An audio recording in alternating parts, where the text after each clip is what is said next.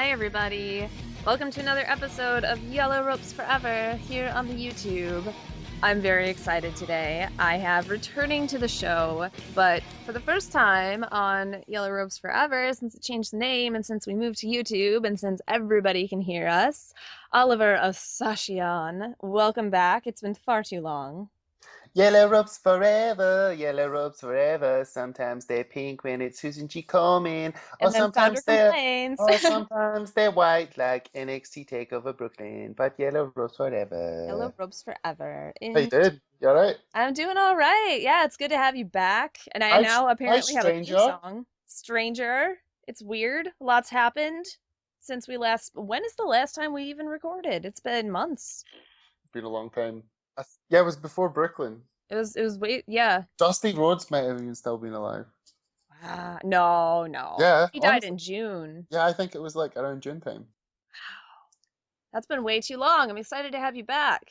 Yeah, I thought you were beginning to like just not like me anymore. Oh, well, I asked you to record with me and you were like, no. What? Yeah. Never. So is it your birthday? It's your birthday soon, right? On Wednesday. Right, so that was my birthday present to you, Yellow Ropes Forever song. Yay! I love it. I also was at the gym the other day, and some NXT music came on my iPod, and it got me thinking that maybe me and you one day should record Sasha Banks' theme. I'll do the guys' part, and you do the women's part. Yeah, I think that we need to be super, super pished. I think maybe we should do it in Dallas. That's what I'm thinking. But yeah, NXT's been kind of fun again, so this should be a lot more fun of an episode probably than the last one that we did, and I'm really excited about it. And right now, NXT is on their UK tour. I've heard very good reviews from the show in Glasgow. I got messages from both Robert and Kenny. I got a message from Robert that was like, "Oh my gosh, wacky waving inflatable arm flailing tube men." And I was like, I'm so jealous. I wish I could be there with you. And then about a minute later, I got a message from Kenny. Look what we got in Glasgow. And I was like, I'm so jealous of you too. Like, I wish I could be there. But I went to the first live show. No one can take that away from me. It's still pretty exciting. And the DVD is going to have Antonio Cesaro versus Adrian Neville from that show in Columbus. And I'm really excited to see it again because it was so good. But we will get into the episode in just a moment. We have a lot to talk about, so we will take a brief musical break, even though we already had a bonus musical not break, and be back after this.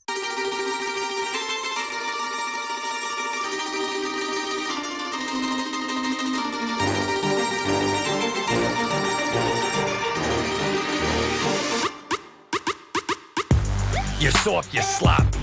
They calling me Poppy. I'm rolling in bands, you riding around and I beat up jalopy. How you doing? Pros wanna copy, but they are just not me. I'm up in the club, stacking them dubs and stuff in a lot. And we're back. So we start out the show with Ollie's favorites, which may be why you decided to record with me, in addition to it being my birthday this week. Enzo and Cass are back. And they're badass, right? And they fight Corey Hollis and John Skyler, who were a team once before, so maybe they're officially a jobber team that I just don't know. I'm fine with it because I get attached to jobber teams, so that's cool. Local trailer park boys. Local trailer park boys. Which is funny because they call them like low rent mechanics or knockoff mechanics or something. Well, not mechanics, they don't say mechanics, but that's just whenever I hear Dash and Dawson or Dawson and Dash, I just insert mechanics in my head.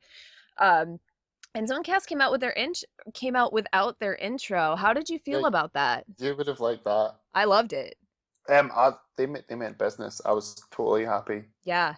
Yeah. Like it was awesome. I like it. I like the intensity. I love the intensity. I love the fire. I think, they were like, no, we don't have time for silly sing-song stuff. Like, we have a job to do, and that job is to murder, death, kill those people in the ring. Yeah, and we're gonna fight. Almost means more because they're all about the goofball stuff and they're being they're like, no, we love to have fun like that, but that's not the task at hand here, and I really like it. I loved seeing, and this is like a trend for the whole show, like an enhancement match where the people who have got a big match at the pay-per-view or at the takeover like go over and look strong. Yeah, because that's most of what What an episode idea! was. What an idea! I know, and it works, and it was It good, and I loved it. does. Yeah. And Did I you like mean, their promo at the end? the promo at the end was good. Like, just to mention a couple things in the match, like Colin Cassidy, like, because you know my complaint about Enzo Amore and Colin Cassidy, right, was that they do their intro and it's the same thing all the time, and that they're stupid, right? Like they were a stupid tag team because they would just do dumb things and forget how to be a team. Hmm. They've not forgotten how to be a team anymore. And they've not forgotten that the point of this is to win matches. They are wrestlers and they are supposed to win matches, and that matters to them, and it finally matters to them, and it's great. And Colin Cassidy especially has stepped it up because Colin Cassidy's Oh never yeah, been the star of the team, right? he was on fire. Absolutely. I love him, rushing whatever guy. I don't know which one is which yet. I haven't fallen in love with them properly. Oh, it's got to be John Skelly. He's the low one. He's the loser of the team. Well, Corey Hollis was in the entire match with the Mechanics. So I don't know, but he puts one of them into the corner and he just like shoves his face into the turnbuckle, or shoves his head into the turnbuckle, and he's facing him. He goes, "How you doing?" and like yelled at him, and it was Yeah. so great. Like they're taking the phrase and they're actually using it for a purpose again, which they used to do back in the day. They used to actually kind of have purpose behind their silliness, or they used to actually say stuff in their nonsense, and then it just got to be like, let's list some things, and it got really lazy and really stagnant. This is not lazy or stagnant. This is so good. And even when Enzo Amore came into the ring, when he got tagged in, yeah. 1 second, 1 second. Okay. Great outfit, Enzo. Oh, great outfit. Those boxing trunks. Fantastic. Enzo on the front, Amore on the back. Glorious. And even when they entered, you see Enzo like shadowboxing a little bit, like Oh yeah. getting ready. Yeah, and I mean, even when Enzo gets in the match, like his ring work has improved. Enzo's never going to be an amazing wrestler, right? Like he's just No. not. But He's a great tag team wrestler. he's a great tag team wrestler, and he's little and he's fiery and he's spunky, and he looked good. And he looked like he was on fire too. And he looked like he was not worried about dancing. He was not worried about like talking to Carmella. He was not worried about playing to the crowd. He was like, "I'm going to fight you, bitch." Hmm. And he fought. And Colin Cassidy especially was like, "I'm going to fight you, bitch, extra hard because I tried to, or the Mechanics tried to ruin me." So they win. Obviously they win. It was very one-sided. They win with Air Enzo, which they've remembered how to do properly instead It of... was nice. It was a good one. It was a really good one. It was a Mhm. really good one. They seem so much more motivated since they came back, and I really, really love it. It's Also, nice to hear you not slagging them off. I know. It's nice for me to hear me not slugging them off. I've loved them for so long. Hmm. And I mean, that gets to what Enzo said after the match, because he goes for a microphone, not before the match, not, before they have to take care of business, after the match, after they've done what they had to do. Enzo gets on the microphone and talks about, the Mechanics try to interfere with like putting food on the table for his family. And, he said he'll be damned if the Mechanics interfere with me feeding my family. He's like, "Big Cass, that is my day one A1. We have Yeah, I been doing love this that. longer than I any love team in that. Yeah. NXT history. That is my family. You take out my tag team partner, you jeopardize his future, you jeopardize my future. And the only people who determine our future are the people Is the in people this this ring," ring. Yeah. which was Enzo, Cass, and Carmella. And he's like, "Let me be clear, boys. We can walk it No, I was like so we talk into it. it blindfolded, because I we was know into it. where we're going." I was loved that yeah. because the Mechanics had said, they can't walk the walk, like they only talk the talk. They said that in a promo last week or the week before. It's kind of blending, but they're referencing the Mechanics promo that they did with Tom Phillips in that. And like it still maintained a little bit of Enzo personality, like day one A1, and we walk it like we talk it, blindfolded, da da da da da. Like that's Enzo logic. But it was so intense and so purposeful.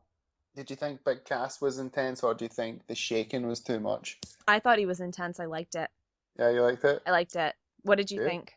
Yeah, I liked it. Yeah. Well, I'm not going to say anything bad about Enzo and Cass. Yeah, So that's yeah, true. I liked it. I thought it was awesome. Well, It and I was a think Colin Cassidy, really good start to the show. yeah, and Colin Cassidy's really underrated as a speaker. He always has been. He's always been very good. And if you watch some of their, old promos like Cottonelle Tissue or the Soft Tacos or whatever, Yeah.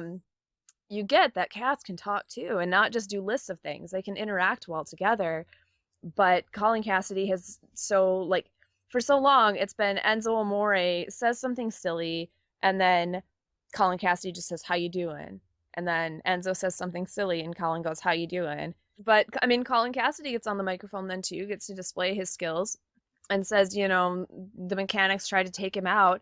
And he says, "We have fought too hard, too long to let them get in the way of what we want. At NXT TakeOver London, we will get retribution. We Oh, they will will. leave you laying, and we will walk out the NXT Tag Team Champions. How you doing?"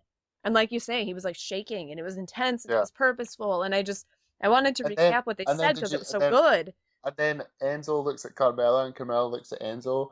Then Enzo walks off, and then Carmella just looks in the hard camera and goes, "Yeah," and then Yeah. they walk out. It's so good. Like Carmella was there. She was Yeah. proud to be with her boys. She supports them all the way, but she's not the purpose for this. Like she's not the focus. And she No. knows that. But, damn, they're family. She meant business too. Yeah, she did. Yeah. All of them did. It was great. Absolutely loved this opening segment. Loved everything about it. And that's so refreshing because as much as I was not a fan of Enzo and Cass for a little while, I wanted to be. I wanted to be so badly because I've loved him for so long, right? That's something Enzo said. We've been the longest, like we've been a tag team longer than anyone in NXT. That's true. That's damn true, right? And All right, Angle, calm down. yeah. But like it's really, really cool to see that finally coming up and that they're referencing it and they're saying like no. Like we are the tag team that is still here and we mean business and it's going to be great. And also just another weird side point, Corey Hollis and John Schuyler are the ones that the Mechanics beat a few weeks back for I feel like I could enhancement. beat Corey Hollis and John Sciley. Yeah, but I just think it's interesting they chose the same jobber team for the Mechanics and for Enzo and Cass. So we've established that both of them can beat these Corey Hollis and John Schuyler people who don't matter. But it's like, okay, you can both beat them. You both beat the same team. I wonder who will win in London. Honestly, I don't know who will win in London, and I'm really excited about Well, I know who's going to win in London. it. My boys. Mm, If they don't win in London, how many times are they going to fucking lose? I don't know, but the Mechanics. No, not the Mechanics. Let's move on. I love them. The point is, we don't No. know, and it's not obvious. No, Enzo and Cass, just say it. Just admit it. No, I'm not going to admit it. Just admit it. They And might win. They might win. I'll admit they might win. It'll be a birthday present for you. Enzo and Cass's birthday present to you is winning the tag. I don't know if that will be a birthday present because I love the Mechanics so much. Yeah, but you'll get past it because Enzo and Cass are way better. I don't know. I'm looking forward to the match. I think it's going to be really stellar. After that, Emma and Dana Boobs talked to Tom Phillips. Again, loved everything about this. This was so good. This was so good. Tom asked Dana if she's calmed down. Dana's like, "I'm fine, whatever. Like, I just don't know if Asuka is going to be." Dana Boobs is so funny. She is the best. And do good. you remember when you said that the first time you saw Dana Boobs, you said, "I think she puts on all the makeup in all the land." And what I actually said to William as we were watching this, like over Facebook Messenger, I was like, okay, you know how she wears all the makeup in all the land? I think she found another land and put on all of that makeup too. Like there wasn't enough makeup in the land for her, so she had to find another land. Did you see I it? love Well, her. did you see her thing on Breaking Ground? Where she reference that a lot tonight, but yeah. Where she was like, "What's the first thing I ask? How did I look?" At the end of the interview, she's like, "Get down, Tom. I know. Tom." And then she pats him on the head, and then she walks away and goes, "He's so tall." I know, that was the best. It was like Tom's Yeah. like, "What the fuck?" She's like, "Down, scrunch down, Tom." Pats his head. Yeah. Come on, silly. God, you're Where's tall. Where's Devin Taylor? Devin Taylor got fired. Oh, I know, but that's what she was thinking. Well, I said last week, I think Dana Boobs has internalized the firing of Devin Taylor. And I think it's really affected her. And now she'll never get to have that Devin Taylor Dana Boobs face off, right? So now head patting has become intensely personal. And that's why when Asuka patted her on her head, it was a big deal. She was like, "No, don't mock my essentially dead friend Devin Taylor." Because, she's Brittany Feckin again. Devin Taylor no longer exists. Oh, poor Devin. I know. I'm devastated. I really like Devin Taylor. She was just so bad, but she was like She was so bad, but she was so good. Because it was so bad. But we have Dana Boobs for that. But I liked this interview a lot. Yeah, I was gonna say, yeah. Um, Well, see, this is my thing. I never used to like Emma. I know you did, but I never. And then I started watching her cooking show on YouTube, oh yeah, and now I really like I her. love her. I've loved her forever. And Evil Emma is just, she's taken it a step above, right? Like, I think she's fantastic. But I She's really lost. liked this because, She's again, toned up. She doesn't look as dumpy anymore. no, no, She's she got the doesn't. black. She's got the black lipstick on. Yeah, Oh, and she's I so thought good. her promo was pretty good. I thought it was just like pretty intense. I mean, speaking of fire and motivation, right, from Enzo and Cass, Emma looks motivated too. And Emma and Dana, keep in mind, they started this. Like, Asuka was signing her contract in the ring with William Regal. Emma and Dana decided to crash the party and be like, look, you're new. We've been here. We're the veterans. And then Asuka was like, I will kick murder death kick you. Right? And I that's love been that. kind I of what love that Dana Brooke is. You just called Dana Brooke a veteran. that's what they said. That's not what I said. But that's what they told Asuka. And I mean, but Emma here does say that she's a veteran, because Tom asks if Emma's ready for the match, and she says the question isn't am I ready for that match? The question is why Asuka's had the red carpet rolled out for her since day one, because I'm pretty sure Dana and I never had that, right? And Emma's right. And Emma's like, she was a big deal in Japan, I get it, but this is NXT. And then she goes on to say, and this is truth. This is truth from Emma. The revolution everyone's talking about didn't. Do it in an Australian accent. I can't do an Australian Go, accent. just try. Just try. Can't. It would Go, just not go try. well. Just try. Go on. Oh no, I don't want to. I don't want to. I don't want to. Go, just try. Go, just try. The revolution everyone's talking about, well, it didn't start before the evolution. It was me who paved the way, and that was before anyone even heard of Bailey or Sasha or Charlotte. Like, I can't do an Australian accent. It's not gonna stick. That was like Staten Island. Probably. I can't do an Australian accent. No, no, it was a good try though. I liked it. But I mean, she says, it didn't start, the revolution didn't start before the evolution, which I love. But Emma says it was me who paved the way, and that was before anyone had even heard of Bailey or Sasha or Charlotte and Asuka. And Dana says, like just because they can, they might take a closer look at Asuka's match tonight because they are in control. Like Emma and Dana feel like they are in control of this situation. And keep in mind, Emma did Emma lock Asuka. So that was interesting. Asuka's totally going to win. But I mean, like, it's still interesting. I like the story because it gives Emma motivation for this because she's like, look, I came here. I was awesome. I went to the main roster. They treated me like shit. It wasn't cool. I had to come back down to NXT, basically get demoted. And now I want to be queen of this roost again. But when I got here, Bailey was all in charge. Bailey was the thing. Bailey was all like, I'm Bailey, and now I'm the favorite. And so Emma's like, what am I even supposed to be doing? Everyone's talking about a Divas Revolution on Raw. Nobody's inviting me to the party. Everyone's like, Paige started the Divas Revolution. You know who started the Divas Revolution? Emma and Paige in a match at a Rival that was really kick ass, where Paige wore lipstick and it was a bad plan and it was all over her teeth. And still my ringtone. Still my ringtone. I love Emma, and I love that she steps up her game all the time, and she's always had kind of a flat affect in her promos, but I think it really, really works here. I don't love her, but she's grown on me. Yeah, I'm super excited for this match. I think it's going to be amazing. But this is the whole thing of I get invested in someone in NXT and then they go to the main roster and I'm like, oh, you suck. Yeah, but don't try to think about it like that. It's not their fault. It's not their fault. Anyway, I digress. Yeah, I try not to think about it like that. I try not to be Kenny. Like, I want to enjoy my show, and I want to enjoy my show as it's going. We got a perfect 10 vignette after that, and it's not like it really said anything other than Ty Dillinger. Perfect 10 showed a couple of him. Well, okay. He's more like a prawn. He's not a 10. He's a prawn. What do you mean? Like a prawn, really nice body, horrible face. Yeah, I don't even know that term. I love him. Like 100%. a prawn. So you imagine a prawn. Yeah. So they have a really tasty body, but they have a really scary face. Oh, I was thinking looks wise, and I was like, prawns aren't like sexy. Well, not sexy, but like okay, well, like what's the other one? A butterface. He's a butterface, but he's a butt his face. I don't know. I think he's kind of cute. I don't. He looks like he's been punched in the face. Well, he has been. He's No, but been in that's the indies. his normal face. His resting face is being punched in the face. Oh, I love Ty Dillinger. He's a Yeah, perfect 10. terrible gimmick.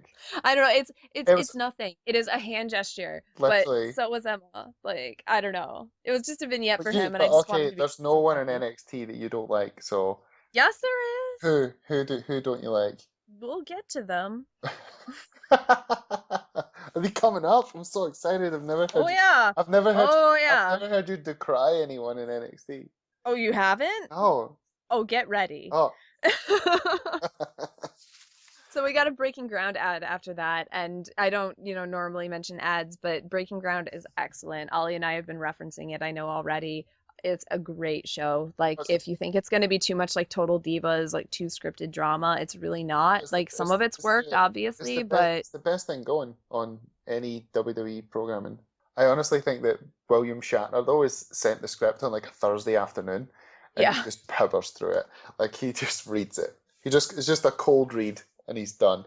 See, I always just sort of ignore the William Shatner bits, honestly. That makes it more Like, enjoyable for me because I really like him. well, I like him fine. I don't know. I'm intrigued by what's going on in the show, and learning that Baron Corbin likes to collect like human skulls. It makes a lot of sense. Cal And Bishop's such a dream of douchebag. becoming a WWE superstar Oh, Cal Bishop. Poor is Cal Bishop. over. I know. Poor Cal. But after that ad, we got Asuka versus Deonna Purrazzo, so she got a last name this time. So they hired a stripper to fight Asuka. She's not a stripper. Yeah, she was a stripper. Where was Nymph? Well, Noof is probably still kind of terrible. Well, it's an enhancement match, so Yeah. I don't know. She was who the fuck like.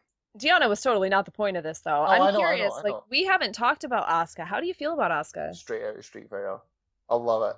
It's like she's like Chun-Li out of Street Fighter. I love her mask because her mask is like Vega's mask from Street Fighter, Yeah. and then she's sort of dressed like Chun-Li, and she's got I liked her. I think her and Hideo Itami should hook up.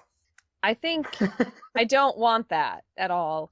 Well, But I also think they're treating her when she came in like they should have treated Hideo I like Itami how when they she came didn't give her like an Oriental theme tune as well.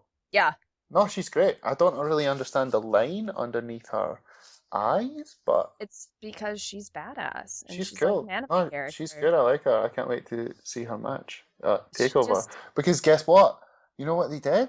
hmm. They made me interested in the match at the pay-per-view Yeah. by doing an enhancement match where one of the competitors looked really strong. I know, it's amazing, isn't it? So weird. And it was short. It was a short match. It was, there wasn't that much I'm to it. I'm Deanna got in some offense a little, I'm worried about and then that. Asuka was like, "Nope, I will kill you." Yeah, I'm worried about that kick now. What if she kicks Emma in the face with that? Jesus. She knocked her out. It's over? I mean, the match It's over? ends with Asuka like, and you know what? There was just some good chain wrestling at first, and that was cool. She got the arm bar, and Deanna got to the ropes, and then Asuka's like, "No, boop, gonna kill you," and she ended it with a kind of awesome roundhouse kick that knocked her the fuck out. Yeah, she'll be missing her shift at the strip club tonight. I did like that on commentary, Byron mentioned all the press she's gotten since she signed, which is true, and that continues the Emma story too, like how Emma's got a chip on her shoulder about how much press Asuka's been getting, and he said it's like she brings those expectations into the ring or something, and she knows she has to live up to them, and that extra motivates her, which is cool because Asuka as a character, I feel like we're getting character from her, despite the fact that she doesn't really speak, and if you compare it to other people that, just come in and win, I feel like Asuka's just got the characterization down, like that the look behind her eyes. And I know like my friend William doesn't like the smiling. I love the smiling because I think she does it so well that she just looks evil. Well, And what like, is it? It's like you've got the homegrown talents, the superstars or the NXT superstars who have been trained only in the performance center, and then yeah, it seems like they sort of plateau at a certain point, and then you've got the people that they bring in from somewhere else who come to NXT and they've already had experience wrestling all over the world, and they just seem like so much above anyone else who's just been in the performance center. well, and the thing that's interesting about that is that they get brought in, they're a big deal, they're made to be this huge deal, right? Like they're heralded as the next coming of everything wrestling, but they don't feel like they fit into NXT yet. Apollo Crews. Apollo Crews is a great example of it. He doesn't seem to fit entirely. I think he'll get. I really liked him when he first came in, and every week he just gets more and more cookie cutter. He's just generic, right? I don't feel that way about Asuka.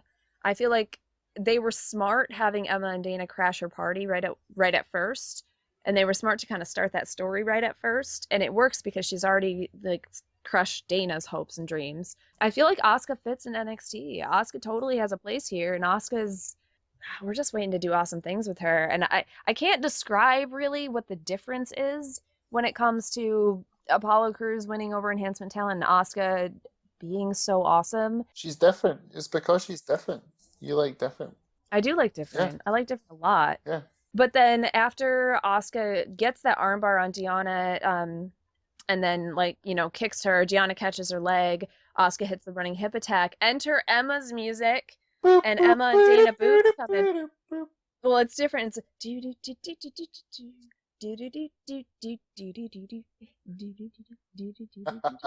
And then there's the remix. Anytime you do an impression of a theme, you always do that. Well, she's so great. I love her. It always just sounds the same. It always just go. Probably does. It always just go. That's because I just, that's what I hear in my head, and it doesn't come out of my voice. But we get Emma's theme song, and at this point, I remember saying, Asuka, finish the match. Finish the match, Asuka. You have a match going on. It's not done. Finish the match, right? Because we're conditioned by Raw, and I mean, not me lately, because I haven't been watching it. The stripper was never, I wasn't worried, because the stripper's never going to beat her. Well, she was still down from the hip attack, but Asuka stood and looked at Emma for a good while, but then Deonna does get up, and she kind of taps Asuka on the back because she's awful, and Asuka turns around and is like, no, I don't have time to deal with you right now. I need to finish you. And that's when she just beat her with the roundhouse kick that knocked her out. Didn't have to pin her. Didn't even try to pin her. She's just like, you're done. Ref called it. You're done. And then, stare off with Dana and Dema? No, with Dana and Emma. And I'm so excited for this match. I don't know what match I'm most excited for. This is definitely near the top of the list. Unfortunately, after that awesome Asuka, Dana Boobs, Emma stare-off, the Hype Bros decide to talk. Oh God. They are the worst. Do you know what? Do you know what I realized watching them? I realized that Mojo Rawley makes Zack Ryder likable. Yeah. And Zack Ryder is the most. Oh, I hate him. I still have a soft spot in my heart for 2011 Zack Ryder. No. Zack Ryder now. Let go. When he gets a match on Raw, it's like, oh, Zack Ryder. Aw.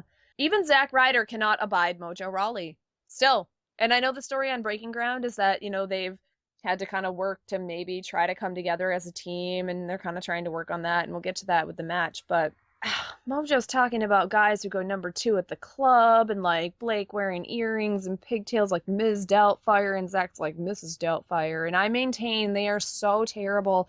Mojo Rawley is the worst. Mojo Rawley needs to just go away, and I hate them. Do you know who summed up when they came out? Corey Graves said, well, this makes me want to run across the train tracks. Seriously, I cannot handle them.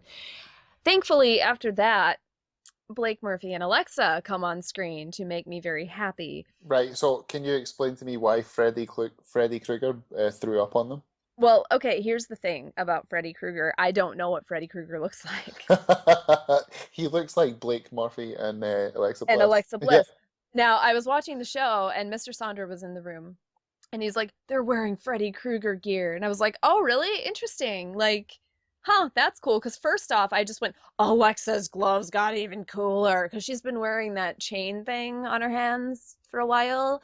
And I'm like, now she's wearing full-on, skeleton gloves. This is the coolest thing in the world. And Alaric's like, it's Freddy Krueger gear. Yeah, so Freddy Krueger has a claw. Yeah, okay. But I love Alexa Bliss. I love her so completely. What did you think of this? Well, here's my issue with the backstage promos for the whole show. There was just an inconsistency with the whole thing. So the first one was Dana and Emma with Tom Phillips. Mm-hmm. And then it was the Hype Bros talking into the camera. and then there was Blakey Murphy talking into the camera, and then later on in the show it was Samoa Joe and Baron Corbin, and they were just having a little chat, and then they turned to the camera, and then Yeah. after that it was Apollo Crews and Finn Balor, and the camera wasn't even there. Well, it was because we Well, saw it. no, it wasn't because they didn't acknowledge it, right? Well, they didn't acknowledge it, right? But So, that but happens what? on like every So episode, that though. bugged me because I don't know, there was no consistency. If you're going to do a backstage segment, then you can't have two teams talking to the camera, one pretending the camera's there for half of it and then turning to the camera, one just having a conversation backstage where the camera isn't there, and one being interviewed. There's no consistency. That really bugged me. Oh, okay. I guess I don't mind the inconsistency, like partially because it's always inconsistent like that. Like you'll have Alex Reyes in like interviewing backstage Well, half the time, Tom half what's the the time. point in having a backstage interviewer then if you're gonna do it with just the wrestlers cutting promos to the camera like the 80s? But they do it on the main roster too, don't they? I mean, sometimes they Oh, have the interviewers, sometimes they have conversations backstage. yeah, Sometimes they have like the little like but window in that's window promos and that's stuff. yeah, but that's like an inset promo, which is completely different. And when they do But this is like the equivalent of an inset when promo. they do a backstage segment with the Authority, the camera isn't there, like the Apollo Crews Finn Balor thing where puts the belt on his shoulder. He didn't acknowledge that the camera was there, right? Whereas on the main They roster, didn't in the main because that roster was like the they'll most have put in promo ever. they'll have Renee interviewing and doing that kind of thing. And then if there's like a backstage skit or something going on, it'll be like the Apollo Crews Finn Balor thing, but they won't have people just facing the camera and Alexa Bliss, which, it was a good promo, but it was just inconsistent with the rest of the show. Hmm. I don't know. It's an interesting perspective. I don't think of it like that. I kind of like the variety, but that's cool. That's totally fair. But let's get back to Alexa being awesome because she's so good. She's so good. She says, these two goofballs, or those two goofballs, in direct reference to the Hype Bros, because holy shit, they're awful. Yeah, but Like those. that's the thing I'm saying. So they didn't have a conversation about any of that before this promo where she's talking to the camera. They didn't talk about how she was pissed off that the week before when she was out fighting Bailey, and then they caused it. But Well, they had that conversation here. so yeah, I know, but like it was so fake. It was so bad. So they Oh, I so they loved so it. they didn't speak at all up until this point where the camera was facing them, and then she brings it out and surprises them. Then they act like two dweebs and they're like, "Oh well, sorry, baby." Like so that they never had a conversation before that. A whole week's went by. That's fair. That's fair Does that enough. not make sense? No, that makes sense. I can totally understand that in the frame of the world of like reality, but in the frame of the world of wrestling, that happens all the But time, it's like right? what? But it's like what are you doing? Like what is your theme throughout the show? Are you being like a wrestling show? Are you being like a 1980s show? Are you having a backstage interview? Or are you having things backstage that are happening that we can see, but there's like a camera there, but that we're just seeing through the eyes of it, or what's going on? And it's not that it was a bad promo; it was a good promo. She was really good, great delivery, and she seemed like a little evil bitch, and Yeah. she got it across, but it was just like, this isn't. It's the presentation of it that Yeah, bugs you more than the actual yeah. Like if content. if Tom Phillips was there and she was doing it as an interview, fucking well done, 10 out of 10. But Okay. because of it, it was different. It bugged me. That's Okay.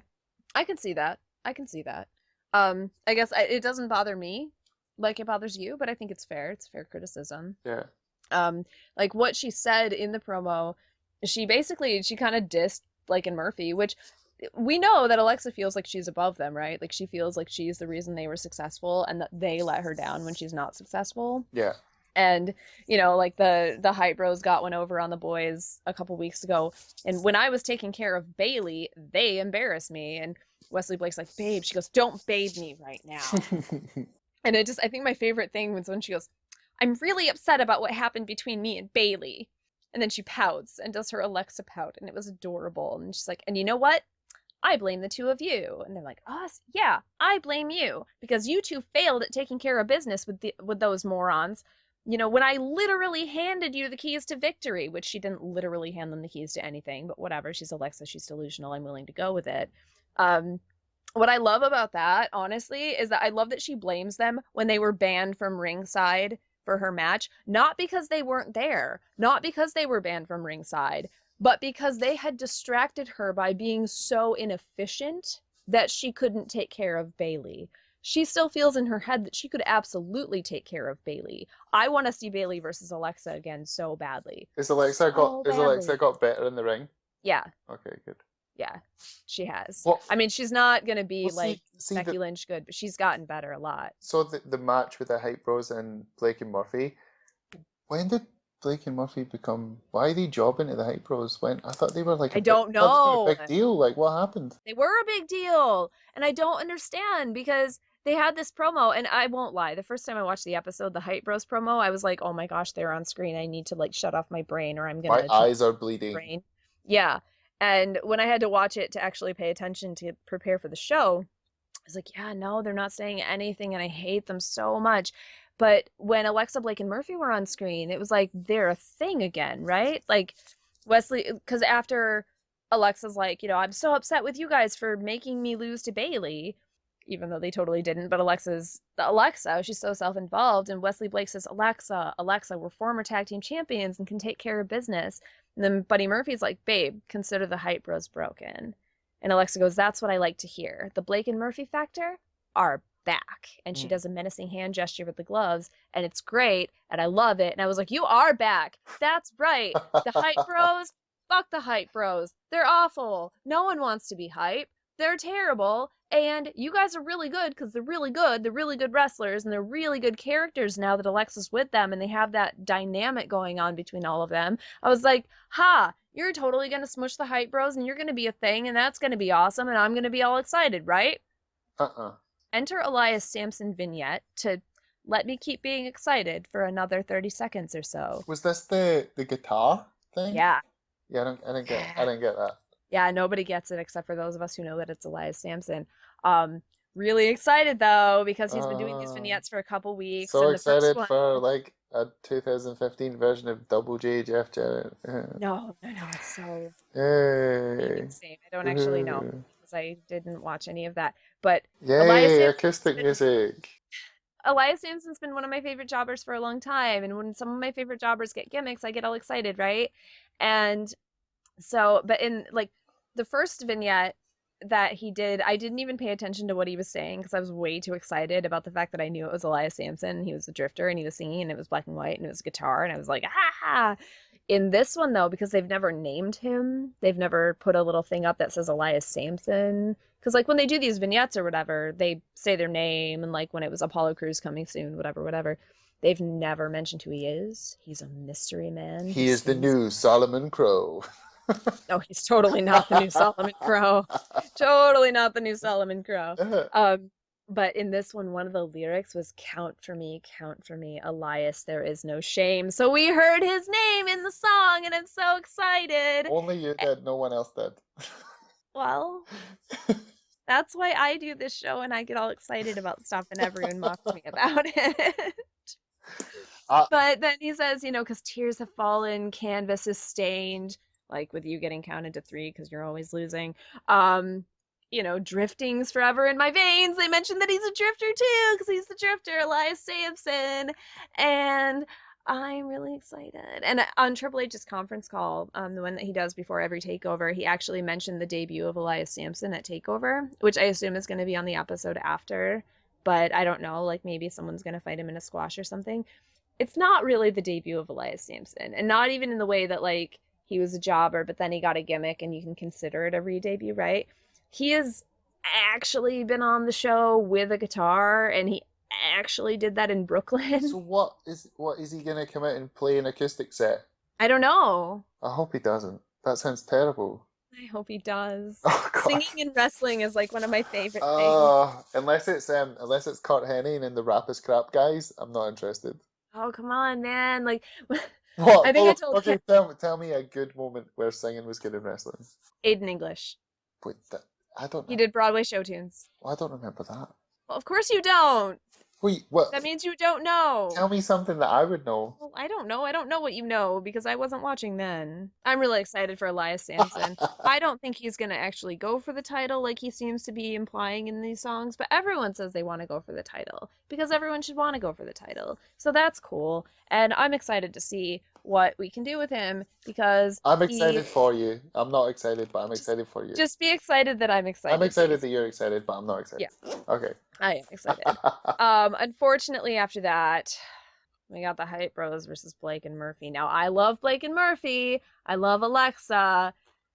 I expected them to just beat the Hype Bros because they were dressed in this awesome gear that even though it was green and red, I still loved it because I love them so much.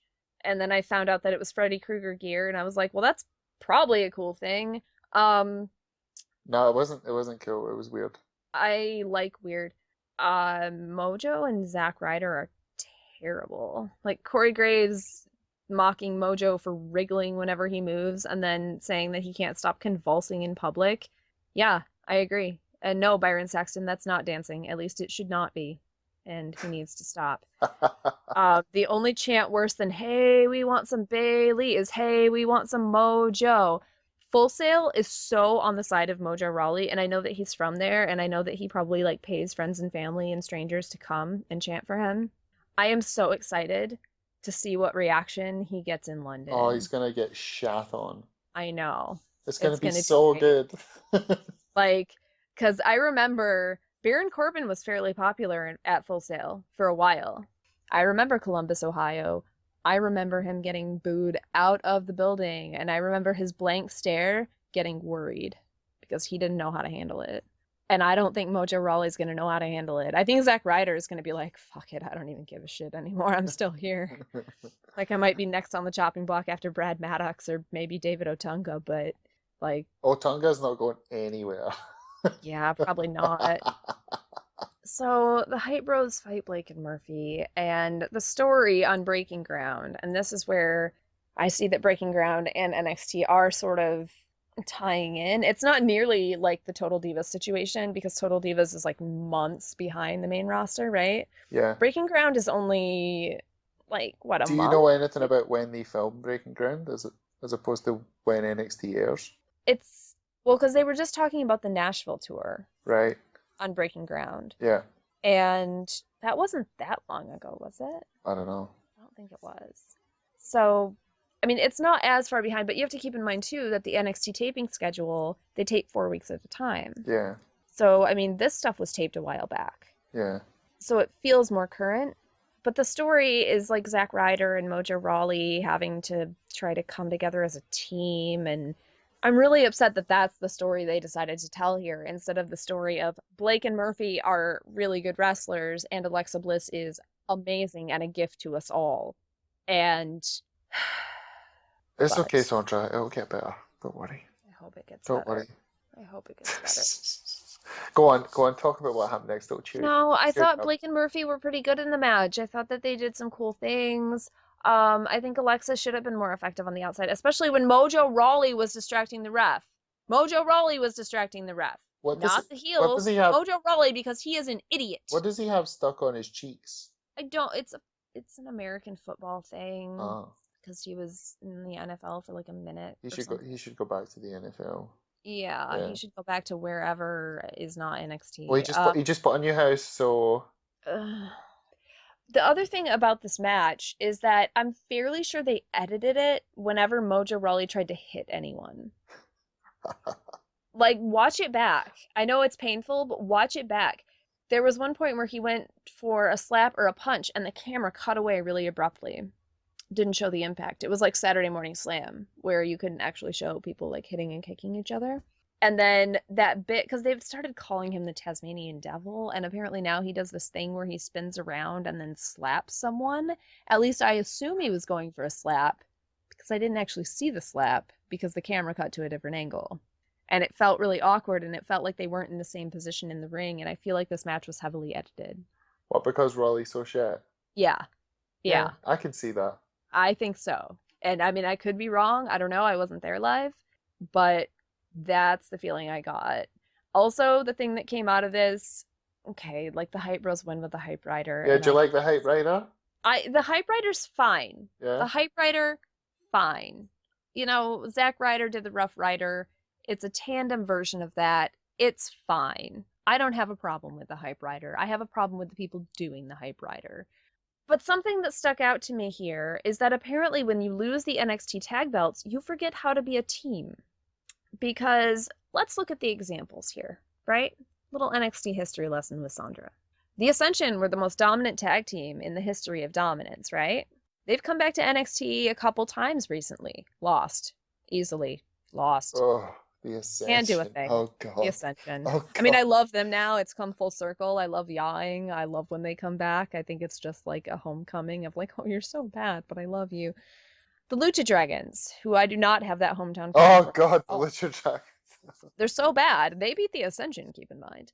Um, the Lucha Dragons, well, they're terrible. The Vaudevillains lost the tag belts, and Aiden English stopped remembering how to do the whirling dervish in real time. And also, Simon Gotch decided that he needed to tag in Aiden English after Aiden English had been worked over, all matched by the Mechanics, and that's how they lost the belts. And now Blake and Murphy were just kind of all over the place. Like, their teamwork was okay. It wasn't Maybe it's great. all those times they had to walk out to that entrance and their brains I finally think just it's gave up. damaging their brains. That's the other thing. This match, this was like battle of who's gonna get a seizure first from Yeah. which Oh entrance. God. So bad. Yeah. It's not good.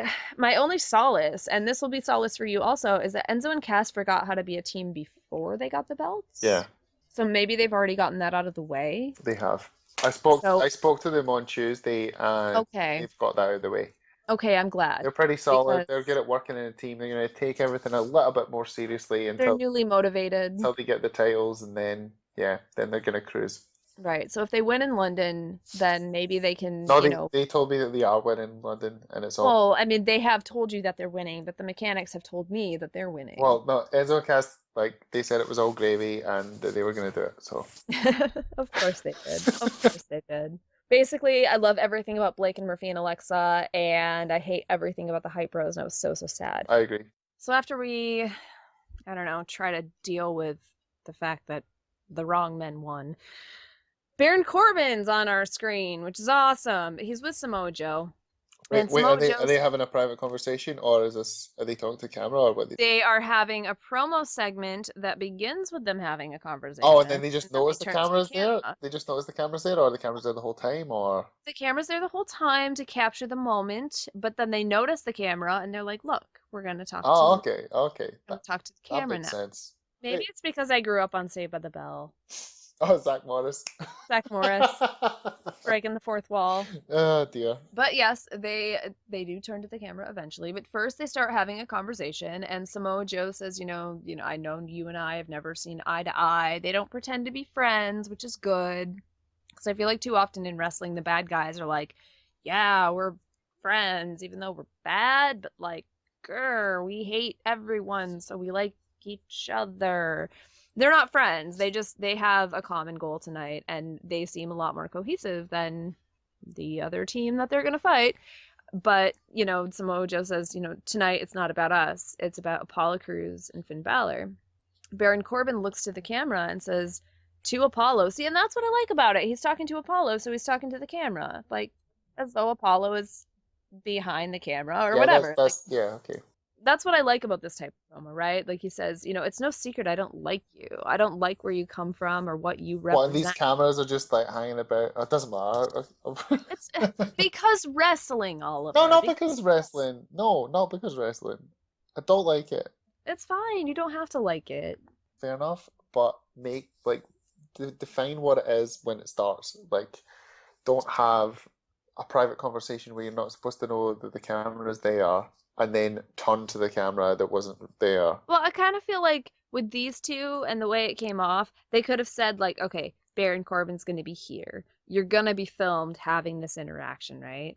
And so then, Samoa Joe comes in and is like, okay, we're going to have this interaction. And then they say to each other what they need to say to each other on camera. But yeah, so I think I really like Baron Corbin because of Breaking Ground. That's interesting. Like, he comes off as such a douche, but I mean, I love it. I love that. It kind of makes it work though, right? I feel like Breaking asshole. Ground is a work for Baron Corbin more than it is for most people. But it also could be just like that's him, I think and isn't maybe it? he is that much of an But asshole. Sondra, let me ask you a question. What has been the best, most successful characters in wrestling? It's them being themselves turned up. So Oh yeah, if he yeah. if he is like that as a real person, that's amazing. That's such a good character. Let him be that He on could TV. be. I don't Turn think up the he's. 10. Yeah, I mean, I don't think he's making it translate to NXT TV quite well, like quite well No, enough because yet. he's still But I think he learning. could. He's still learning, but he's got that in him. Yeah, well, and actually, on this show, the past few weeks, I've actually been saying, I'm still not a Baron Corbin fan, but I kind of am starting to get it because I think he's starting to get it, and I think his in-ring work has gotten a lot better, and I think he's secretly become a good wrestler. Like Baron Corbin is Roman Reigns in so many ways to me. His hair isn't as luscious. No, He's got the he is not a handsome he's prince. got the thin man hair. And the stomach vagina. Yeah, well, he had the worst. No, in fact, no, Samoa Joe wasn't that much. Normally, every match that he's in, he has the worst abs in the match. Yeah, that's real true. But I mean, but I think he's gotten better at wrestling Did you finally. call it the Samoan stomach? Samoan stomach? He has the Samoan stomach. Did you say that? No, I didn't. I don't know where you got that. That was from your head. Oh, really? Yeah. Well, he has the Samoan stomach. Baron or Joe? Baron. So, yeah, I mean, format aside, Baron Corbin looks to the camera and says, "It's no secret I don't like you," to Apollo Crews, and says, "I don't like where you come from or what you represent," which basically I find myself agreeing with Baron Corbin a little bit because Apollo Crews is one of those indie guys who came in and was like, "I'm awesome. I promise I'm awesome. And you're going to love me. And I'm a top guy because I'm awesome. And trust me on that." And I do like He Apollo is Crews. pretty awesome. He is pretty awesome, but he's just not really been in the fabric of NXT. And Baron Corbin says, "You're a nobody rookie who deserves nothing in NXT." And he's not a rookie. He's not a rookie wrestler. Pay your But I can see where dues. Baron Pay Corbin would. your dues. Yeah, yeah, yeah. Um, Apollo Crews has paid a lot more dues on the Indies than Baron Corbin has ever paid in FCW and NXT, but I understand where Baron Corbin the dick is coming from, right? So that's fine. And I think again, Baron Corbin, terrible promo, getting a little bit better, helped by the fact that he's with Samoa Joe here. And Joe, Samoa Joe, Joe says, Joe's you great know, though. Joe should be on the main roster. Joe is great, and I'd be fine with Joe being on the main roster. Joe has never felt like part of NXT to me. Joe is starting to feel a little more like a part of NXT to me, but I feel like Joe could belong very well on the main roster. Especially right now. Like, Yeah, they need a star. Joe Lesnar, WrestleMania 32. Let's do it. I'd be okay with it. I'd I be would. so Like, I happy might with it. actually go to WrestleMania. I'd And be so happy with that. That'd be so good. Samoa Joe says that Finn loves to blame him for turning his back, like Samoa Joe turning his back on Finn Balor. But he's like, "Oh, is Finn Balor really the one who turned his back on me?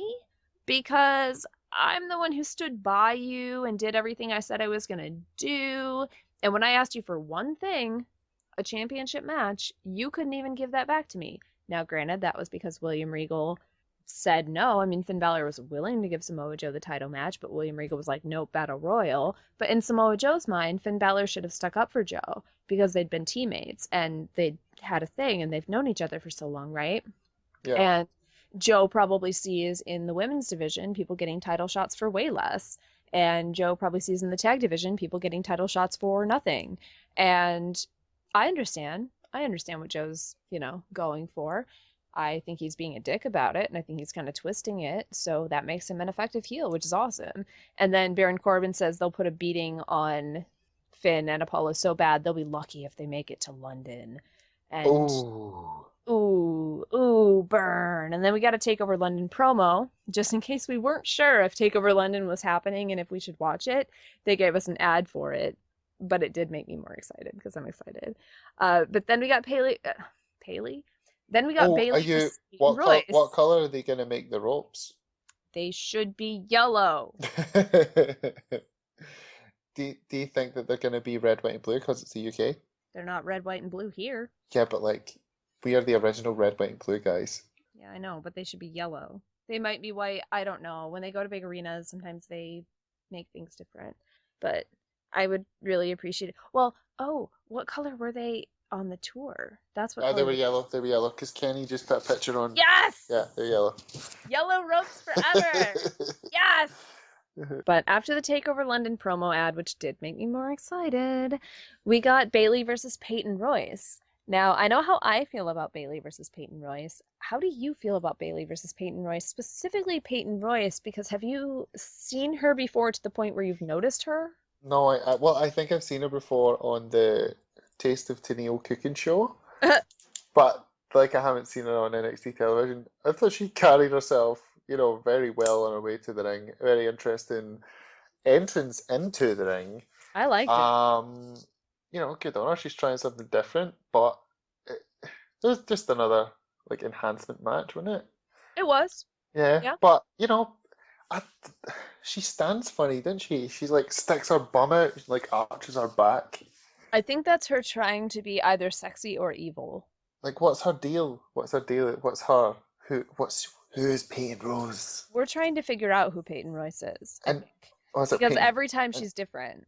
And she brought out the little flower. Yeah. You know.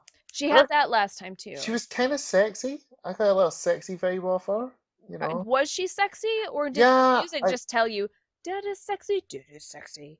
it worked. It worked though, because I thought, yeah, I liked her re-entrance. But she was doing all the pose, and then as soon as the match started, she just let her gut come out, and she just started wrestling. She doesn't have a gut. She does. She has a bit of a gut. Does not have a gut. She She's doesn't so have. Well, she skinny. doesn't have abs. No, but I mean, she does not have a gut. I will go on record. Ollie is ridiculous. She does not have a gut. She is like so skinny. I feel like when you say a bit of a gut, you're saying not super defined abs, and you're maybe making it seem like people need to achieve a near impossible standard. I'm not saying that. No, I'm just comparing her to the other women that are presented to me as divas or women's wrestlers. You're making me feel bad about my stomach. No, your stomach's great. I love your stomach. No, I like her. I think she's sexy. She is sexy. I mean, her song is still awful, right? Like when she and Billie Kay had individual matches one time, they had Peyton Royce had this song and it was stupid and generic and it was bad. And then Billie Kay's music was like worse and stupid and bad and generic and like just about being sexy, right? They Jim chose Johnson. Billie Kay's music to use for both of them. Jim Johnson's just phoning it in these It's days. CFO, man. It's CF or CFOs. I'm not so. I don't know if you're supposed to pronounce the dollar sign or not. No, you don't pronounce the dollar sign. Okay. So CFO dollar sign, they're the ones that do all the music now. Yeah. And I feel like they didn't make enough money off of certain songs to make the dollar sign worth it, so they made a bargain bin of songs, and most of the recent diva themes have come from that. But maybe Peyton Royce will get better music at some point. I would really like that. She's gonna improve. Of course she is. She is. I mean, but my main thing coming from this match, Sondra, was this is how you build a go-home show. It is. You have a champion who is gonna have a big match against a dangerous competitor, and then she has a match that shows her skills. Yep. It shows how much of a threat that she could actually be, and then you have the challenger coming out and saying, "I'm gonna fuck you up," and then there's excitement, and you don't know what's gonna happen. That's how you build a show. That's how you build a show, and I think Peyton Royce got enough offense that she looked good. Yeah. Because they're trying to build her. She wasn't bad. She wasn't slowly, bad. right? Like they're trying to build her as a thing. She has a name. She has an entrance. She's starting to try to get a character. Like I like Evil Peyton Royce. I like Evil Peyton Royce a lot. Yeah. I think Evil Peyton Royce using her long legs as offense. I think she's figuring out how to do that. Legs for days, and they're not my words. They're hers. They're hers because she says she has legs for days. Commentary will tell us every single time. They say it all the time. But I think she's figuring out how to use those legs for days. I mean, I've always really liked her spinning heel kick. I think that's one of her best moves that she does. She stopped doing that stupid kick through the ropes that was stupid. And I really liked the bit where she put Bayley in the corner, had her foot up to her throat, but did kind of a full split. Yeah, that was cool, yeah. It seemed like it had force behind it just because she is so long in terms of having legs that it's like that has to be pushing into Bayley's throat, because if her one foot is there and she's like doing a complete straight line, that's gotta hurt because it's kind of lifting Bayley up, right? What a maneuver! What a maneuver! I liked it, and I like that Peyton got in some offense. Like, some people might say, oh, Peyton shouldn't get any offense against Bayley because Bayley's way better, but Bayley's the underdog champion. Bayley should never look like Kevin Owens did when he was champion, or Bayley should never look What, like, fat? well, no, she should never look fat. That is true, well, whatever. No, I love But Kevin Owens. yeah, yeah. Um, but Bailey should look kind of like, I have this and I still almost can't believe that I have this because I'm such a wrestling fan. And yeah, I know that I belong here. And yeah, I know that I'm at the top level because I finally, after years, have gotten to that confidence level. But still, I'm willing to fight all of the competitors. And I feel like all of the competitors might be like me and maybe they'll win someday. And that's what I get from it. And I really, really liked it. And I thought it was good. And I just have a couple things to say. Dear Full Sail, hey, you want some Bailey? Bailey is right there. She's in the ring. Currently. She's there. You want her? You've got her. Stop chanting that, please, and thank you. Bailey. Love song. Will you not chant that with me in Dallas? No. Okay, fair enough. Also, the better than Eva chant, like, that's just so obvious. And I'm glad the duelers came in with that's not hard, but you can't chant that at everyone that's better than Eva because then that's all you will be chanting all the time ever. So please just stop. But I don't know. I do like Peyton Royce. I do like this match, and I do like what could be coming for the women's division. And Bailey wins with the Bailey to Belly as she should, and I liked it. Yeah, Basically, yeah, it was alright. Yeah, it served a purpose. It was good. That's what I said at the start. It was a great enhancement match, and this was a show full of enhancement matches, and it yeah, totally worked for it was me. I'm glad. perfect. That's why I really enjoyed NXT because I was like, this is what I need. Yeah, it wasn't super Enhancement convoluted. It matches. was good. What did you think of Nia Jax and Eva Nia coming? Jax and Eva coming out after the match, I Yeah. actually loved it. Um, I have this thing where I kind of love Eva Marie as a character right now, even though she's so shite. Well, here's my thing. Like, she got like X-Pac heat when she came out. Yeah, Mr. Sondra said X-Pac heat, that was a thing. I think it has Yeah, transcended. I think that's what I was gonna say to you. Like, should we rename it Eva Marie Heat? I think Eva Marie heat is different than X-Pac heat. I think it's worse. She is, but it's so good because she loves it. Oh She. yeah, But here's my thing about Nia Jax. Um, I think she's one of those people where she shouldn't talk. Her actions should speak louder than words. She I should can see that. make an impact. Like I watched it a couple weeks ago when it was the Eva Marie Bailey match, and she Mm-hmm. fucked up Bailey at the end of the match, and I was like, yeah, this girl. When she That's, just did her like, yeah, yeah, that was great. And then see when she was talking, doing that promo on the stage, she just sounded really, I don't know.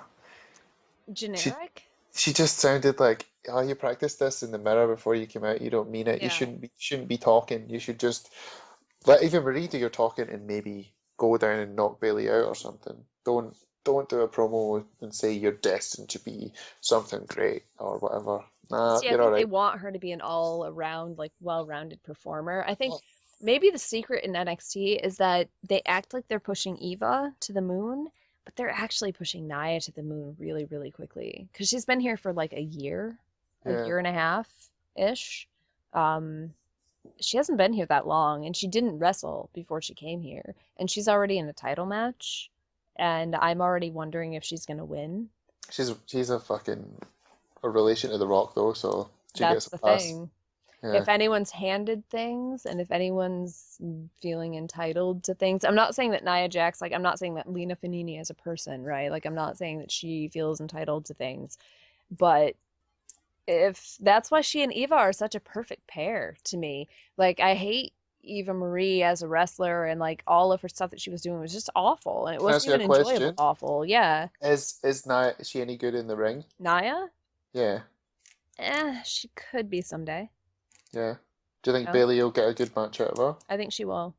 But not as good as Asuka and Emma. Oh, well, that's a different level, though. It's Yeah. not even comparable because Nia Jax is a big brawler woman who will just murder you because she is bigger than you and she's gonna put you in the corner and she's gonna leg drop you. And like her finisher is literally a leg drop. So that tells you something. But it's starting to work for me. Like, I hated Nia Jax when she debuted in her Aladdin magic carpet outfit. It was not Yeah, cute. how do It you was feel not. about her ring attire? I love her ring attire right You now. do? I do. It's I know that Kenny hates it. Do you Yeah, hate it I also? think I'm in Kenny's camp with that. It's not doing anything for her, is it? I think it makes her look big and brawl. I mean, it's like Ascension gear. She's yeah, It good says on I'm dominant. I think she went to that sex shop with Natalia and went shopping and they bought ring gear together. her. But no, I mean, I think Nia Jax just wasn't doing it for me in the ring, and I didn't find her interesting. And I mean, the only thing I like is that she didn't wear her original ring gear ever again.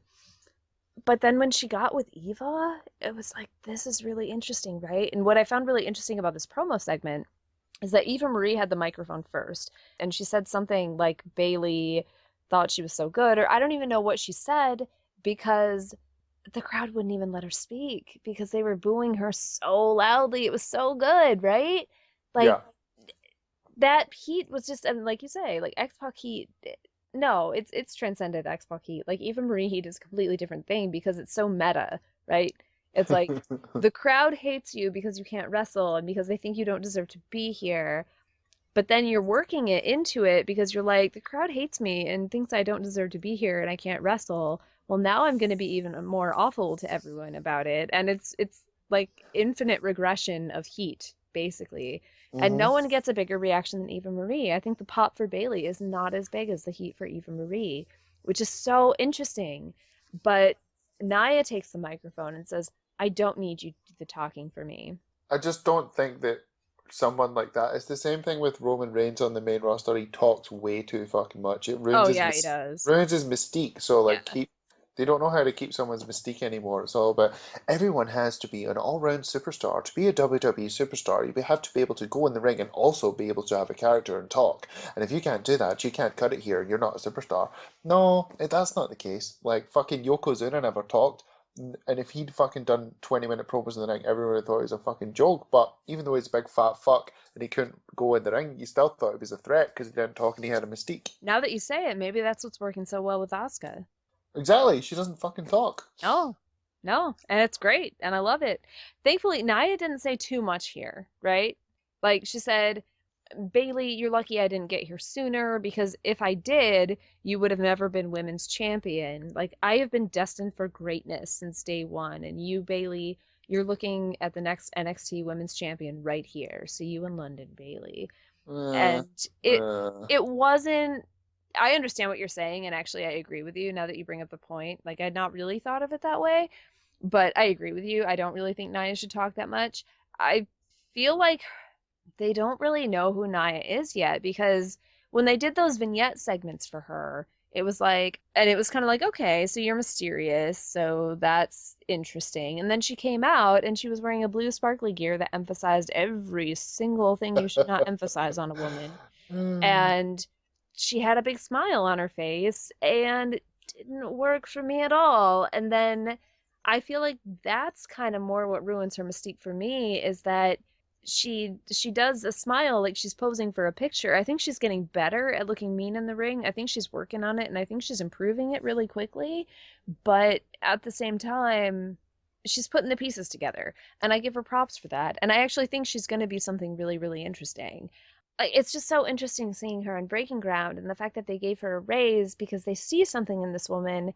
And I kind of understand why, because even since she's debuted on TV and it hasn't been long, I've seen her kind of start to come into her own a little bit, but I still don't think she Well, knows who she the reason is. that they're trying to push her is because they don't have a big monster, Right. and they need one. Well, in their minds, they need one. Yeah. Like I can't think of who was the big monster. It was like Beth Phoenix, but she wasn't really a big monster. And then they had Awesome Kong for a couple months, but then she got pregnant. And then before that, they had China. They need like this big, strong Amazonian type. Well, that's They what want to Vince. make the next Awesome Kong, is what they want to make. Yeah. And I think it's interesting, though. It's interesting that you say it that way because it's something I've been saying too. I like that there's variety in the women's division now and that they're treating it more like a division. And like last year, would you have thought we needed a big monster in the women's division? Last year I was falling asleep when I thought about women's wrestling. You know that. I know that because you hadn't watched NXT yet because I hadn't, Yeah, corrupted you. yeah, exactly. And it's retraining mindset and it can't happen quickly. It No. it takes years. And NXT has taken years to do this. So I don't know. I think it's cool. I think that's part of what I like about Nia Jax is just how different she is and how she adds a different dimension to the women's division. And I think Bayley after the match or after being confronted by Nia and Eva, she holds up the title to say, "No, I am on top here.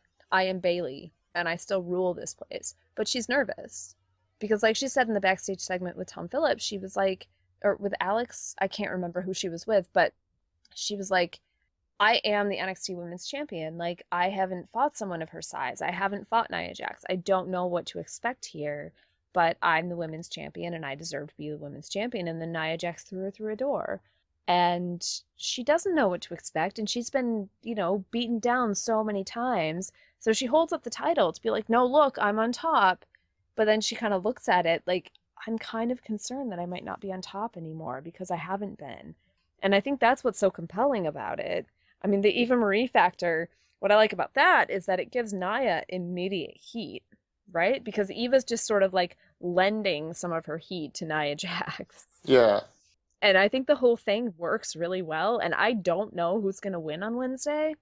And Oh, Bailey's gonna retain. I hope Bailey's gonna retain. so. I hope so. Of course she is. If Don't even think that she wouldn't. I don't know. I don't want to be too sure Yeah, I'm because 100% sure. I'll bet you $100 that Bailey wins. I'm not going to bet anything. Because as much as I think Bailey's going to retain because Bailey needs a good title run, Sammy needed a good title run too, and that didn't Yeah, but happen. Nia Jax isn't Kevin Owens. No, but NXT is unpredictable, and we'll get to that in a minute too. Like, I don't know, because wouldn't it be a good story if Nia won and Bailey had to chase for it and overcome even more odds to get the title back and Because become Nia the would first win, person? Nia would win, and then Eva Marie would be like, "Okay, give me a title match," and then it would be like, "All right, you're gonna lie down for me," and then Nia would they do the finger poke of doom, and Nia would lie down, but then she would kick out, and then she would beat up Eva Marie and become a face, and then Nia and Bailey would team up against Eva Marie, and nah, don't like it. That's such raw thinking. Like, Oh, I'm so trained in it. you're Sorry. so trained, and I'm so trained to be like, I don't know what's gonna happen because to me, like honestly, I can see it being a really good story if Nia wins and Bailey has to come and chase her and like regain the title, which that would make Bailey the first person to ever regain a title in NXT. Bailey just needs to keep it for a bit. I agree. That's Yeah, like what I just said there, that's not what I want to happen. yeah. That's what I don't want to happen. I want Bailey to win and I want her to win the world and I want her to keep the world forever and ever. So I will be wearing my Bailey shirt on Wednesday. I will be excited. If Bailey loses the belt on my birthday, I will be inconsolable for a good while. No, that wouldn't happen. I spoke to Bailey and she's gonna win. She's dedicated to you. I'm glad. I'm glad. Because that would just crush me. But at the same time, I would be feeling so many feelings. And that's Kenny send you your Bailey band yet? nope. So after Eva and Nia and Bailey and all of their interaction, we get Apollo Crews and Finn Balor giving the world's most wooden promo ever. And this one, I'm willing to agree with you. Like, inconsistency of this promo, I don't actually have a problem with the format of it. I have a problem with the boringness of it, I guess. Oh, it was dull. It was dull. It was so dull. It was Apollo, dull, but at least it was like, at least halfway through when they were talking to each other, Apollo didn't turn to the camera and go, "Tonight, Samoa Joe, I'm going." it might have helped. I don't know. Apollo comes up to Finn backstage and says, hey, I just, how you doing? Basically. And Finn's like, I'm all right. How are you? I Yeah, don't just to know. put on my leather jacket. Yeah. Yeah. And I mean, I love his jacket, but then Apollo's like, because I've been trying to call you all week and you haven't returned my calls. So, I'm feeling kind of like a jilted lover. Like when Chad Gable was stalking Jason Jordan. Like that's how I'm acting right now. And he just wants to make sure Finn's mind is ready for tonight because of all the mind games that Samoa Joe's been playing or something. Like I think I'm saying more of interest than Apollo Crews Oh, did you're making just it there. way more interesting than it was. I think I am. I apologize for that. I should really be conveying the boringness. Um, so then Finn Balor in the most asthmatic fashion ever. And as someone who suffers from asthma and had to take 2 weeks off my senior year because of asthma, I don't say that lightly. Uh, Finn Balor says, "You don't worry about my mind. Me and you, we're fine." Do it in an Irish accent. No, Go. no, I can't. It's not gonna happen. We're fine. All we gotta do is walk out there and give Joe and Corbin a little taste. Or no, I messed it up. Okay. You don't worry about my mind. Me and you, we're fine. All we gotta do is walk out there and give Joe and Corbin a little taste of what's gonna happen in London. Ooh. Like, Finn Balor, I thought you were getting better at speaking. Maybe don't breathe so much between all of the words. It's awkward. It's awkward. And also, you're still king of exposition. And then Apollo Crews says, "Yeah, but you and me, we have unfinished business." And Apollo Crews, I will say, Apollo Crews is fine at speaking. Perfectly fine, perfectly competent. No, he is good, but He's bland as fuck. he's Well, becoming fuck that. is more interesting because it's fucking, but He just needs to not get on the script. yeah. Oh, but then that's a larger problem. Let's not talk about that. Yeah, well, I mean, when he gets something to sink his teeth into, and this Baron Corbin thing, I think it's a start because he has a reason to be upset with someone, and he is upset with that person. I'm interested to see how those two will mesh together. I think it's going to be really good. Yeah, do you think it'll be really physical? Yeah, Yeah. yeah, I'm looking forward to that match a lot, I'm actually. hoping that Cruz doesn't flippy flop too much. I don't think he will in this context. I think he's capable of a lot more than we've seen in NXT, Yeah. and Oh, he's so athletic. he's so athletic, but like everyone says that about Naomi. If he was just a tiny bit taller, Vince McMahon would love him.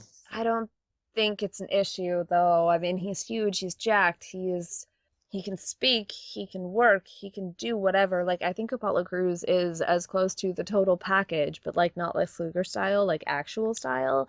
Like I think he's as close to it as they have right now.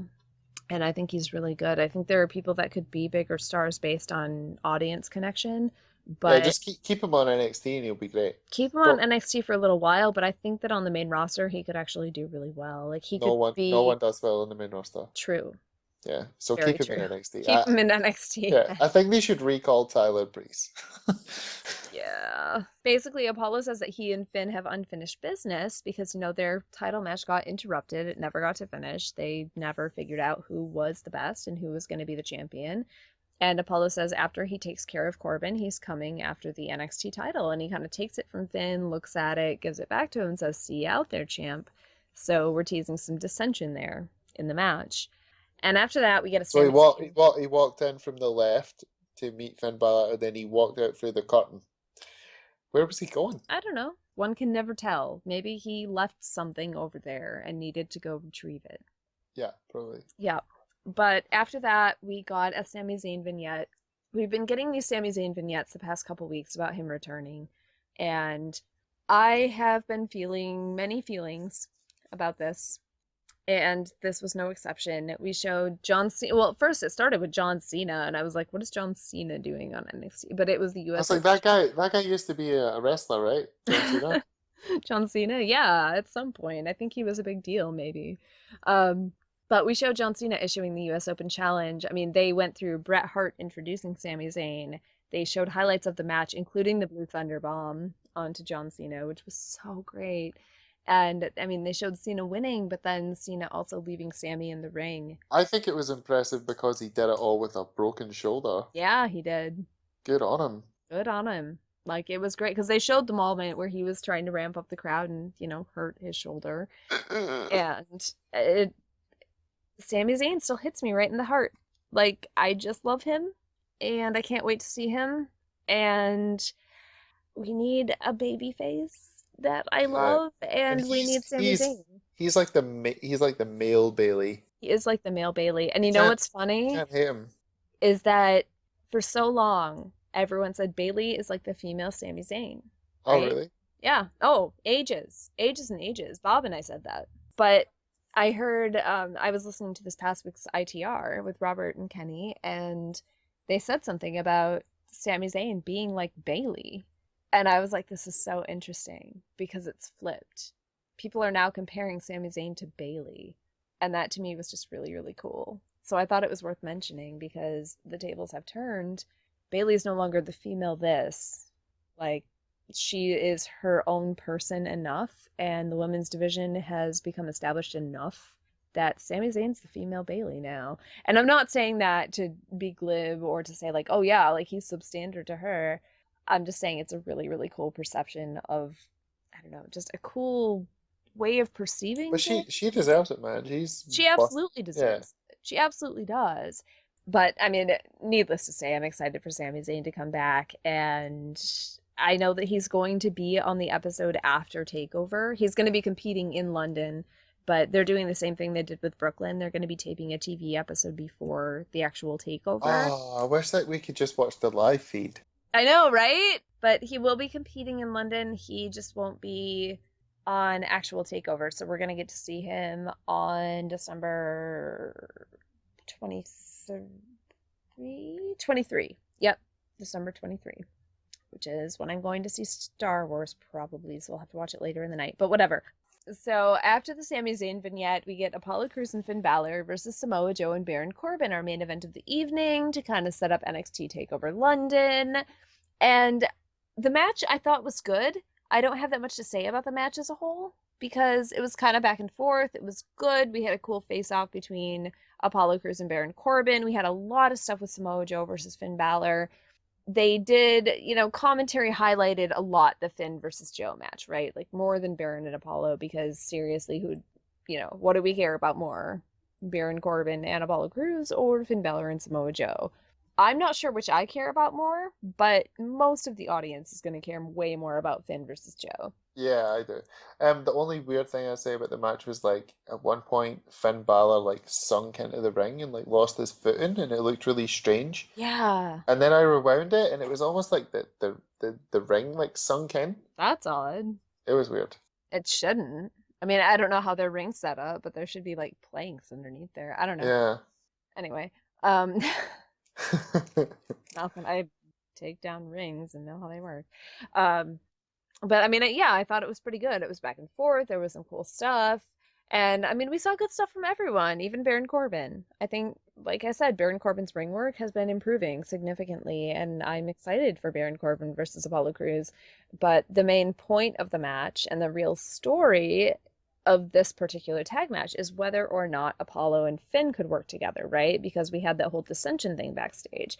Because in the Samoa Joe and Baron Corbin promo, they said, okay, we don't see eye to eye, we don't like each other, whatever, like we don't like anyone, it's fine, but we need to work together to dominate these guys and get rid of these guys because we want to hurt them so that we can beat them in London next week. And they were pretty effective at doing that. And I don't remember seeing so much dissension between Apollo and Finn, like less than I thought there would be. Well, then it was also, well, I didn't really get that from the match. I got what I've been saying the whole review of, or the whole Yellow Rope Server review of NXT. It's okay, Is, you can still say rundown. can I say rundown? I You can don't know say if I was, rundown. I don't know if I was It's allowed Yellow to. Ropes Forever : the NXT rundown on the Okay, playlist I have. So like the whole show, I'm excited for their match at Takeover. This is how you build a pay-per-view. I'm so yeah, invested. I'm so invested. This is how you do it. I am too. I am too, Um, and I've not been invested in the title scene and since Finn Balor and won. the Yeah, the end of the match was so good. He got him in the choke, yeah, the and coquina then clutch, just like he did last week. and then he stood above him with the belt, and he put his foot on him, and I was like, this is Joe's gonna kill you. This is a boss. How is Finn Balor gonna get out of this? I don't know. I'm gonna I don't watch know. Takeover to find out. I don't know. And normally in WWE booking, and I think I remember writing this on Twitter, was like normally in WWE, right? Like Joe got one over on Finn last week, and then Joe got one over on Finn tonight, and Finn Balor, spectacular drooler, right? Well, I was Like, gonna say, how do you feel about his cum shot? love it. Love it completely. I mean, the one on this episode it wasn't as good as the open to last week, but still, man knows how to drool. Yeah, And it makes it look like, oh no shit, you just choked me out and I'm so incapacitated that I'm drooling all over myself. not And bad. it's effective, right? Yeah. Like people talk about getting color and that being no, drool's effective too, damn it. Like I think that that's true. Um but no, I really, really liked it. And normally in WWE booking, you'd think, okay, so Finn's gonna win on But you Wednesday. don't, that's why you don't get 50-50 club in NXT. Right? You don't know. Yeah, Because in NXT, Kevin Owens dominated Sami Zayn the whole time, yeah, basically, right? Like yeah. No, he he did. came in, he was dominant, powerbombed him into the apron. They had a spectacular match at NXT Takeover Our Revolution. Or no, not Our Revolution. It was a rival? I can't remember right now. I'm probably gonna get comments about that. Leave comments about how wrong I am. Seriously, leave comments on these shows. Um, but Kevin Owens like dominated Sami Zayn and then he won. And then the next one was basically not even a match. It was just a murdering of Sami Zayn and then he was gone forever and now he's coming back and I'm so happy about that. But I don't know who's going to win on Wednesday. It could be either one of them. Finn Balor could pull something out. Samoa Joe could win and then be the awful, awful Oh, see, it's champion. so good, so good. This is what wrestling should be. It is. Ah, it's I so don't good. know who's going to win. Exactly. It's so exciting. And I can't wait. And not just because it's my birthday, but because I'm really excited about this takeover. Like, I haven't been this excited for a takeover in a long time. No, I'm more excited than I was for Brooklyn. Yeah, me too. Yeah. Because in Brooklyn, I was really excited for Brooklyn because of Bailey and Sasha, because I knew Bailey was going to win. And that was a predictable outcome that I was okay with being a predictable outcome because it needed to happen, But do you right? think you're also more excited? Well, this probably wouldn't apply to you, but I think I'm more excited about it because there's not a pay-per-view the night after that I also have to think about. This is the only thing that I'm thinking about. Oh yeah, like I'm Does that not make even thinking sense? about the pay-per-view that is actually happening currently. Yeah, but like, you know how at SummerSlam it was like we've got the NXT show tonight and then SummerSlam and then Raw and I've got these 3 days of wrestling to think about. Yeah. Whereas with this one it's just I have NXT to think about and that's it. And I'm more excited because this is the only thing I'm thinking about. But no, I'm really excited for this takeover. I mean, Joe getting Finn in the Coquina clutch to end the match. It would make sense to have a dominant bad guy win the belt because Dude, then, but Balor hasn't done anything since he won the oh, belt. he hasn't. And is it more compelling if he stays the champion and has an edge about him, or is it more compelling if he loses the belt and then has to fight back for it? Like, is Balor going to be the first one to reclaim a title? I don't know. Like, I'm still kind of waiting for that. I'm waiting for the right person to reclaim a title in NXT because that's never happened. And I really want it to be Sami Zayn still, but I understand that Sami Zayn's probably not going to be with us for long. But I disagree with Kenny. I feel like Sami Zayn does need to be in NXT for a little bit Yeah, just no, I agree. serve. I agree. I agree with you. He needs. Okay. I think if he didn't hurt his shoulder, then that was the time for him. But now he's had that time off. He needs a little bit longer to get back into the groove. He needs a little bit longer to get back into the groove is one thing. He needs a little bit longer to let us say goodbye to him is another. Well, I mean that's for your NXT faithful. But I want him to have a proper send off. Like Mhm. when Bray Wyatt left us for real, Bray Wyatt had been on the main roster, right? The Wyatt family came back for an episode, and I think it was in August, and I can't remember for sure. And they had the coolest promo that still gives me chills even just thinking about it.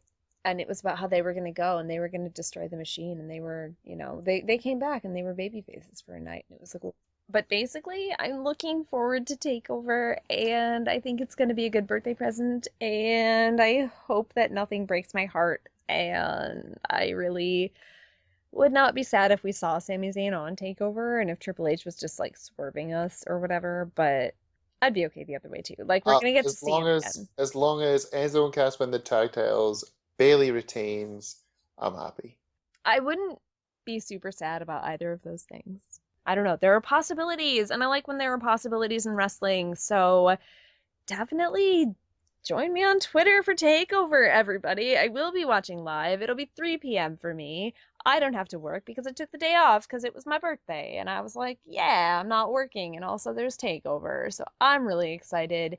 And thank you, Ollie, for joining me for this go-home show for NXT Takeover London. Oh, it was a pleasure. It was very fun having you. I hope you don't wait as long to have me back again. I hope you don't reject me as much. We couldn't work out scheduling, whatnot. But no, you will be back as long as you talk to my agent, and we'll figure something out. I know. It's hard to book such prestigious guests. I'll tell you. It's true. But definitely get in touch with us, everybody. Thank you for listening. Get in touch with us. You can find Inside the Ropes on Facebook at facebook.com/The Inside Network. Give us a like, join in the conversation. We always appreciate that.